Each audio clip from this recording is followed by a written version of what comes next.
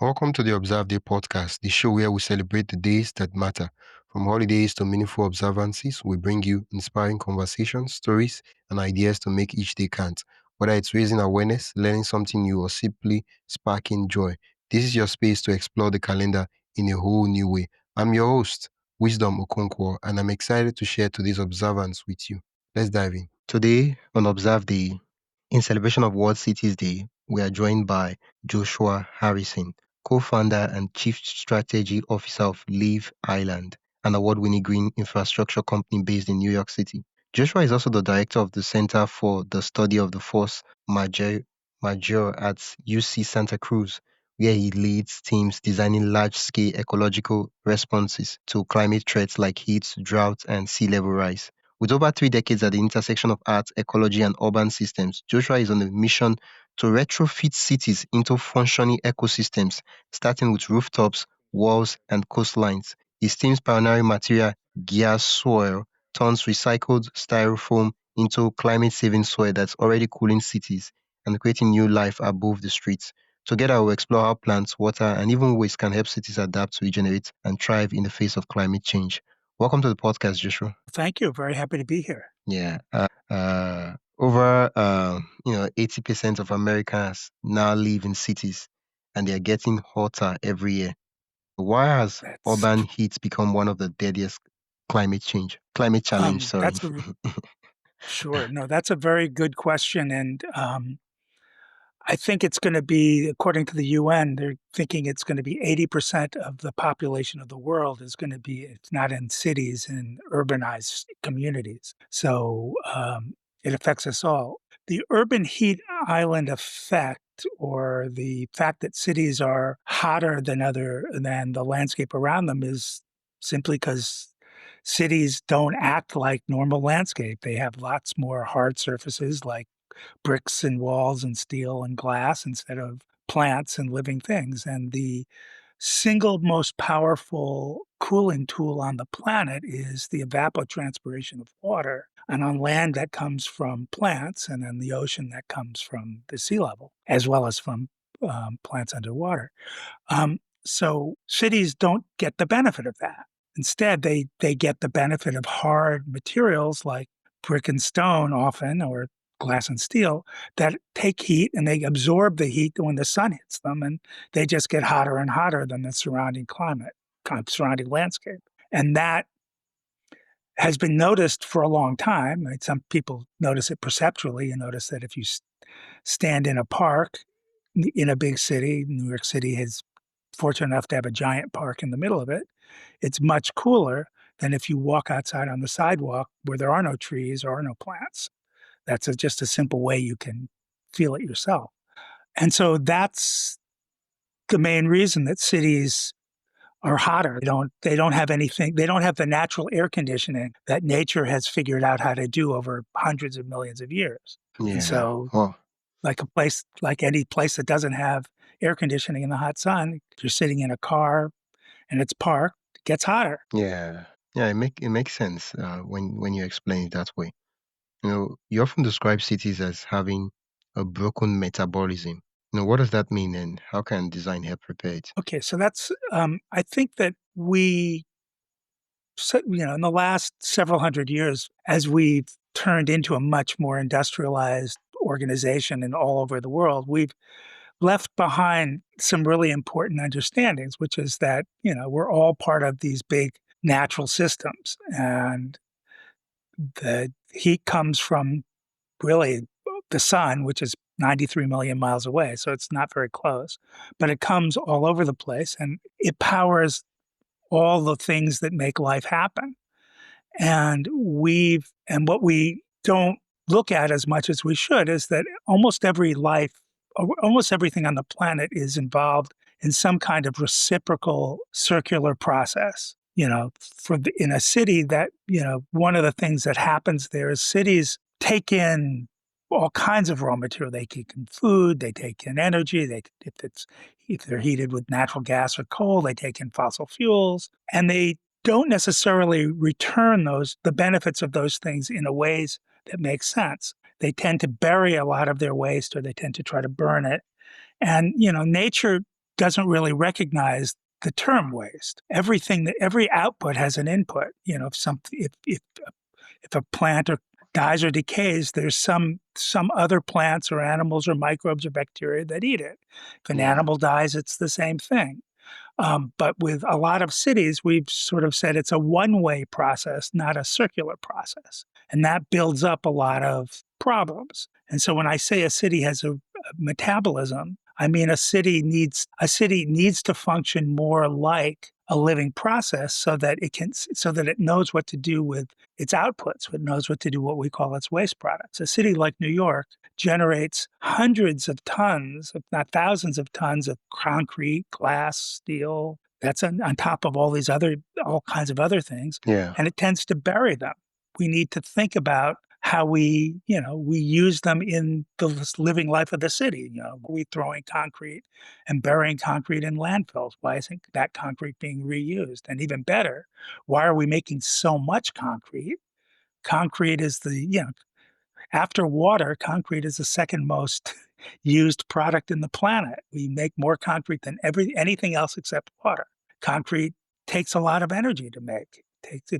And it doesn't always last that long. So things that can support and substitute for concrete are ways we can take concrete when it breaks down and make more concrete out of it instead of raw materials. Those are all just things that make logical sense. They're just more efficient, they're more effective, and they happen to make environmental sense because you're adding less heat into the planet and we don't get as hot. So that's just sort of a general sense of it. But any city, there's another way to look at it is a lot of cities you can think of them in some sense as mountains before any life grows on them. And I like to use the example of the island of Hawaii, the big island of Hawaii, because Yeah. it's one of the most recent uh, land formations on the planet of any size. And it's only about 1 million years old. And if you think about Hawaii 1 million years ago, it was just hot rock with no life on it at all. And now, if you look at Hawaii, the rainy side of Hawaii is a tropical forest, just like it, and then the dry side is a dry side, but it's a perfectly living, functioning dryland ecosystem. In fact, one of the bigger cattle ranches in the United States is in Hawaii, and that big island on the dry side. Um, Hmm.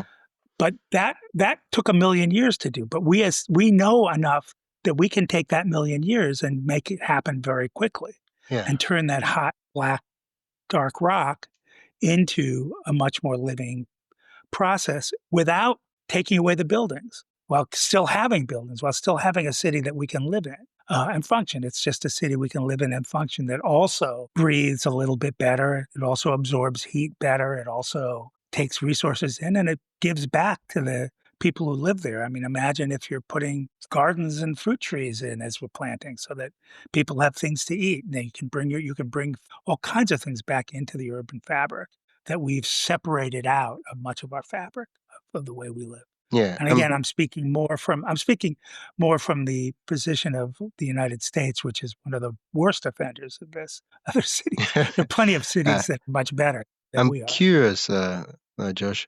Why is it that it seems like why is it that planting trees is a problem in cities? Like how do I feel like if everyone like if at least every house has had a tree in it that would go a long way in solving the problem. But it seems as though there is a problem because it's not done. Like it's like seems like a simple idea. I'm just like giving a simple idea, just like a child of a 7-year-old child who understand that, oh, we need to make the environment green. They're like, why don't we just plant more trees? Right?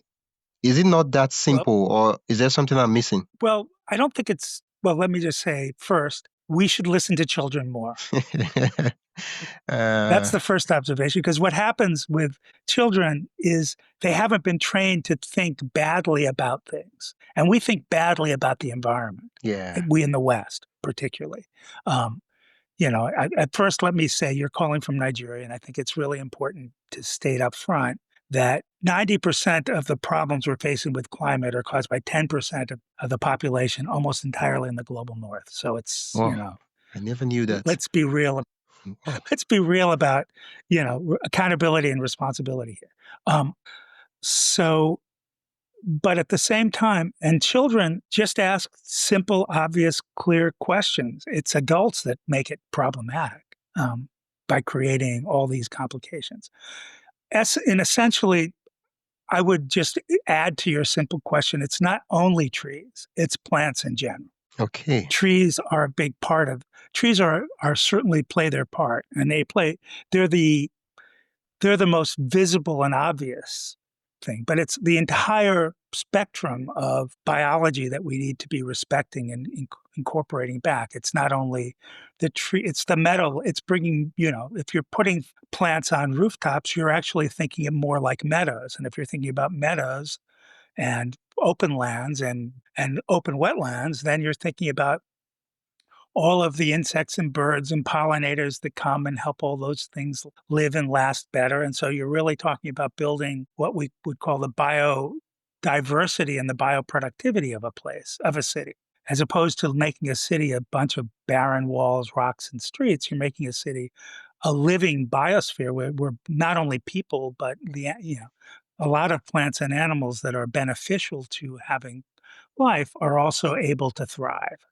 Yeah. And when you do that, you end up with a place that's cooler. In fact, our name, Leaf Island, is based precisely on the fact that if you put enough plants on the roofs, walls, and and sidescapes of a city to match what the vegetation that was there before the buildings were built, you'll have the same temperature, the Oh. same ambient temperature that will be there, but you can have it with the building still there.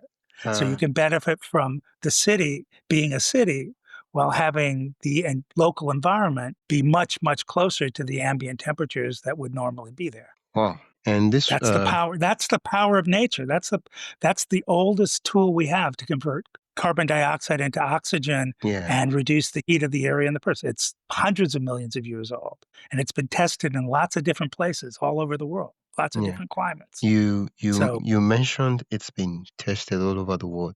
Quickly, before I ask about the results, I would love for you to explain two concepts I read out in your intro. And I know you've kind of talked about it while you've been responding to other questions. But, I'd love for you to just explain those concepts. And one of them is Leaves Islands. That's your company's work with green roofs, the mhm, modular approach. And then I don't even know if I'm pronouncing the other term. That is Gaia soil. That's okay, is it Gaia soil? it's gas soil. So Gaia let me soil. start with Okay. gas soil, and then we can talk about roofs and modular roofs. Okay. So gas soil is a product that was developed by one of my co-founders, Paul Mankiewicz. And what Paul was trying to do was solve two problems at the same time, both of which I've alluded to. The first was how do we get plants in lots of places in urban areas where they don't easily grow?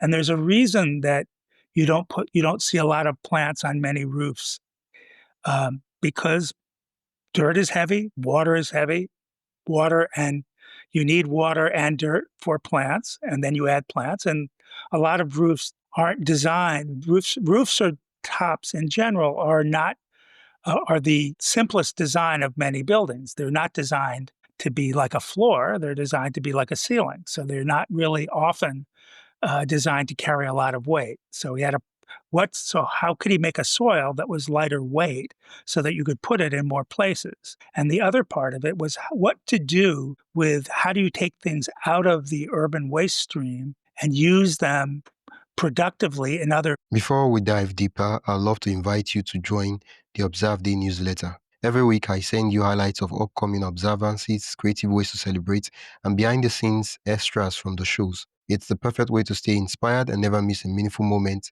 Sign up today at observeday.com/join. That is observeday.com/join. Now, let's get back to the conversation.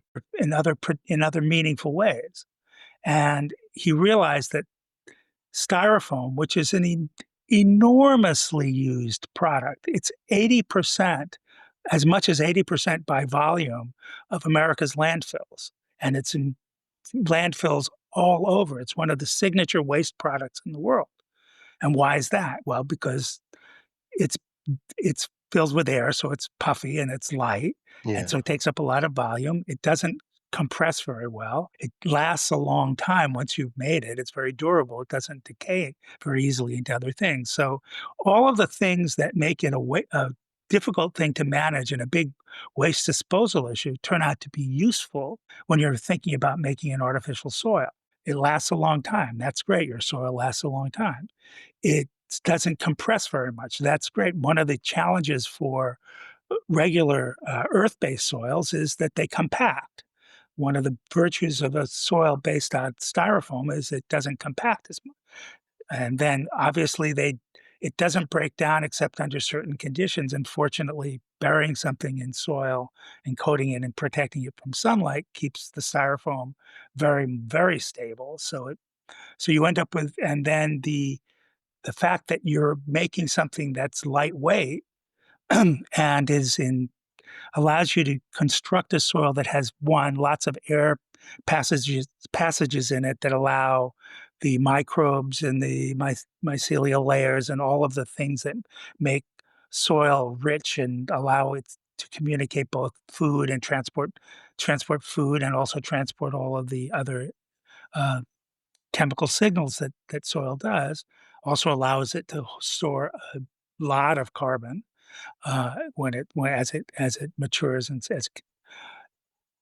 is those are the things that turn out to be beneficial.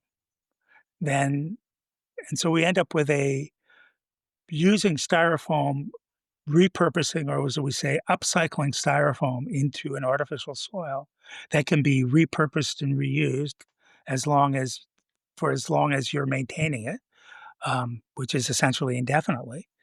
um, Turns out to be a very practical tool. And Paul named Gaia soil after one of his mentors, a really brilliant biologist named Lynn Margulis, who is very, very worth looking up if anyone is interested in modern biology and evolutionary theory. But what's more relevant is that she and a British scientist um, some years back coined a theory they call the Gaia hypothesis. Gaia is the Greek word for the goddess of the earth.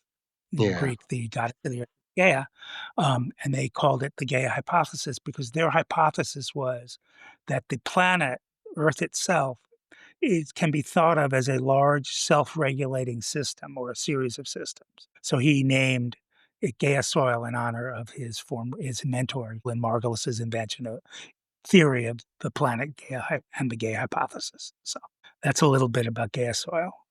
And therefore, because it's lightweight, because when Gaia soil is fully loaded and packaged and prepared for putting on a roof, and you put enough water in it for the plants to grow, and you put the plants on it, a meter, or like I use square feet here. So a square foot of Gaia soil weighs, with all of that, 22 to 23 pounds a square foot. And the roof standard for the United States, and in many parts of the world, it's fairly close to the same number, is 30 pounds per square foot, which means most roofs in the United States and many roofs around the world can take that kind of weight without very much, if any, structural support. So that makes it something you can put in a lot of places, Oh, much more easily than heavier products. yeah, it makes sense now.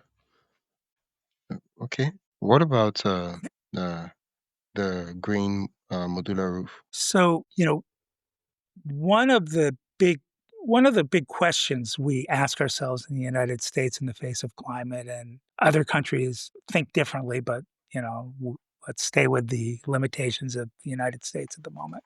Um, is why aren't people much more interested in putting green infrastructure in cities? There's a huge push right now for electrification and for what they call clean energy, solar and wind, primarily, and hydropower as well, to be the basis of electrifying a city, and that's taken up a lot of the things people think about when they talk about what will make cities greener. But really, that's only part of the story, and that's an important part of the story, very important. The other part of the story is how do you bring the carbon down in a city? How do you bring the temperatures down? How do you improve the public health of a city that's many cities in the world, that where heat and heat-related diseases, asthma in particular, is a really serious disease in many cities around the world, and heat-related illnesses in general are leading causes of death in many parts of the world. So uh, you know, and electrifying a city doesn't really talk to any of those things. The other thing it doesn't talk to is how do you purify the water? How do you handle the wastewater of the city? How do you handle the drinking water? How do you handle all of the other elements of the environment? So that's where the kinds of things we're talking about come into play. And then the question is, why aren't these things being adopted more? If they're so obvious and they're so simple and they make so much Yeah. sense, why are we so far behind? Well, the short answer is not all of us are quite so far behind, but some of us are very far behind. I would point to, for example, the nation of Singapore, which it's a small nation, but it's made a firm commitment to integrating plants into its structure as well as clean energy. I would also indicate to the largest country in the world, China, which is doing two things, one thing very well and one thing very badly. Let's start with the thing it's doing very well. It's creating cities that are designed from the ground up to be living cities. That is to say, with plants, with green electricity, with all kinds of benefits of the kind we're talking about. That's doing that extremely well. At the same time, it's also the world's largest uh, creator of coal mines and coal power plants. So it's doing Mm. both. It's doing on the one side, it's magnificently showing how you can take an urban structure and create a living city out of it. And it's doing a lot of that because it's a ginormous country. It's a very, very large country. But at the same time, it's also doing a lot of things that are quite destructive to the planet. So, Yeah. um, but but it's doing it. And there's Yeah. another place. What are you mentioned these two approach, gay soil and the green modular roof. What kind of measurable results have you seen from cities and places that have adopted these approaches? Okay, so let me just finish the modular conversation. Okay. The modular conversation is also a cost conversation. It's right now a lot of green technologies are custom crafted for an individual space, and that's another thing that keeps them from being more widely implemented. So the point of a modular approach is to simplify the installation and the packaging of green infrastructure so that it's much easier for ordinary people to acquire in the course of daily life and business. And that's the reason that you want to look at modular approaches, so that you can essentially imagine going to um, a large store and saying, I have 30 meters of a roof that I need to cover. And they'll say, okay, here are these large roof tiles essentially that are ready to become green roofs. And they come in this hexagonal shape, and you can fit them to meet your 30-meter roof quite easily. And maybe you'll need a plumber, or maybe you'll need a regular technician, but you don't need people with great training and a great deal of sophistication in being engineers to put it in. So that's the reason. That's the basic reason to think modular, for simplifying it for people for who are adopting it. Um, Okay. so Yeah. okay. Yeah. The So you wanted the so basically the let me give you not a metaphor, but let me give you something that you can imagine in terms of it. If you find yourself on a hot summer day on the Amazon in the jungle next to the river underneath a canopy of trees, how hot do you imagine it would be mm, under the trees.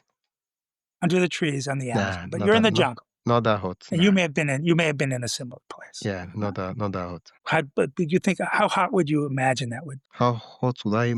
I would How be how under the much trees. how would it be? How hot would it be Okay. in the jungle? Not that hot. First, there will be air circulating, from the trees, and then the trees, the shadows, cast over me, and so the Oh, the so sunlight so still you're hits. you're partially answering my question. Now go over on that same line on the equator and go to the Sahel. No trees. Ooh. How hot would it be? Hmm. Wow.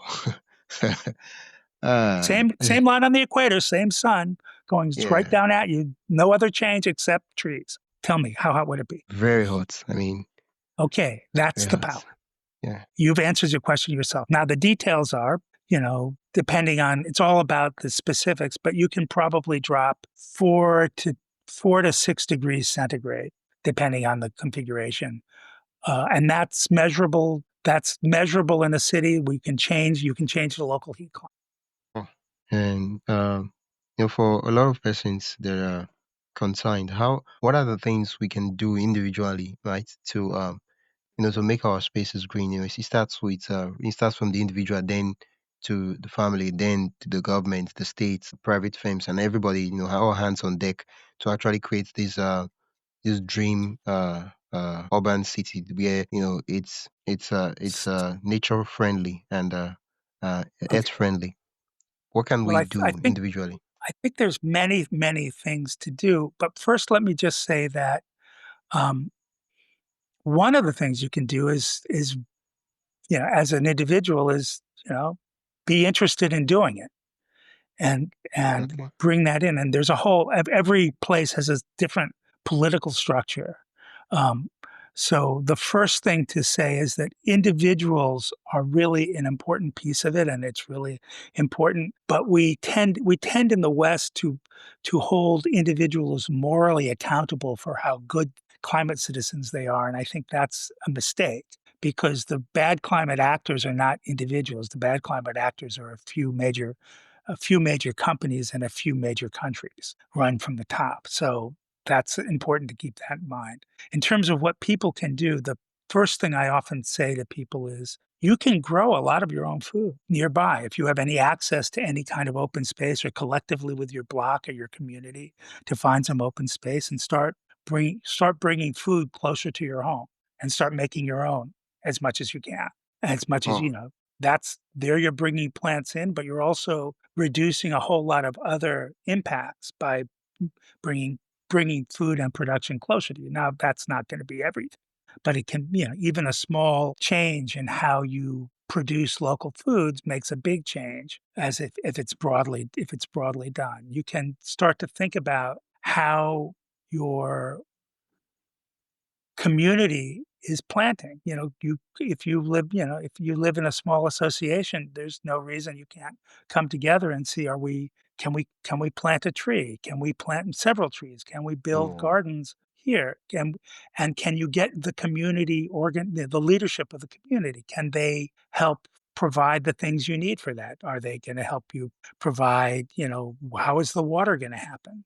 How are what so all of those things, I mean, I think the idea is starting to think more about bringing plants of all kinds into your life. There are building materials now that can bring certain kinds of plants involved in the building materials as well, in addition to green roofs.